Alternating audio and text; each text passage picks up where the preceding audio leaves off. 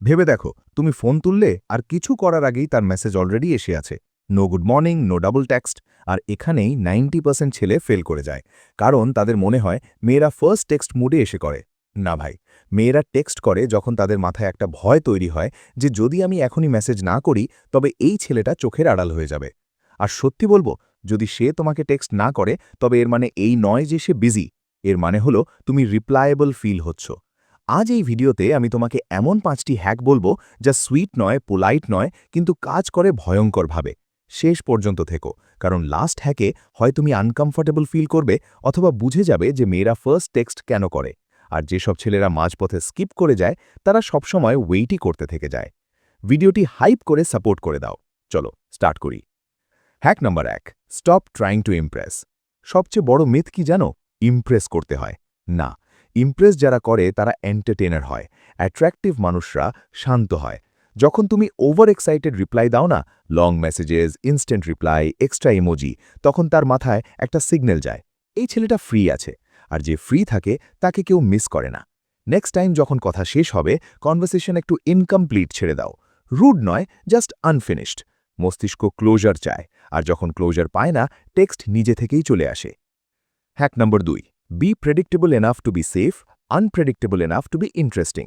তুমি রোজ সেম টাইমে টেক্সট করো, সেম টোন, সেম টাইপের রিপ্লাই। ব্যাড নিউজ, তুমি রুটিন হয়ে গেছো। আর রুটিনে কেউ টেক্সট করে না, রুটিন ফলো করা হয়। কখনো একটু লেট রিপ্লাই দাও, কখনো একটু আর্লি, কখনো নর্মাল, কখনো ড্রাই, কিন্তু ইন্টেনশনাল। তার মাথা যেন ক্যালকুলেট করতে না পারে যে তুমি পরে কি করবে। কনফিউশন কিউরিওসিটি তৈরি করে, কিউরিওসিটি টেক্সট তৈরি করে। Hack number 3, use emotional peaks, not daily chats. রোজ কি করছো, খাওয়া হয়েছে, গুড মর্নিং। ভাই, তুমি কি alarm clock? Daily chat attachment তৈরি করে না, ইমোশন তৈরি করে। কথা তখন বলো যখন কিছু ফিল হয়, কিছু ফানি, কিছু আনএক্সপেক্টেড, কিছু বোল্ড। একটি ভালো কনভারসেশন 10টি বোরিং চ্যাটের চেয়ে বেশি মনে থাকে, আর মনে থাকাই হলো টেক্সট করার কারণ। Hack number 4, let her invest first but slowly.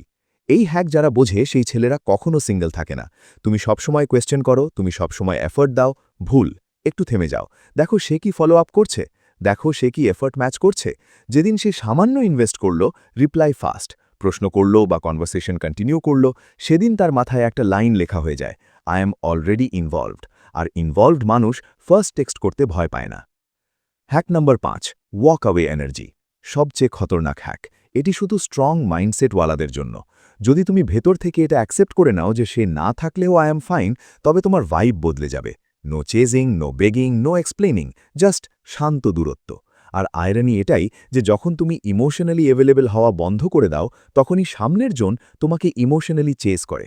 কারণ যে জিনিস সহজে পাওয়া যায় তার ভ্যালিউ থাকে না। এখন সত্যি বলো, তুমি কি এখনও তার জন্য ওয়েট করবে, নাকি নিজের ভ্যালিউ নিয়ে কাজ করবে? কমেন্টে লেখো শিল টেক্সট ফার্স্ট। ভিডিওটি লাইক করে দাও যদি তুমি শুধু শুনছো না, অ্যাপ্লাইও করবে।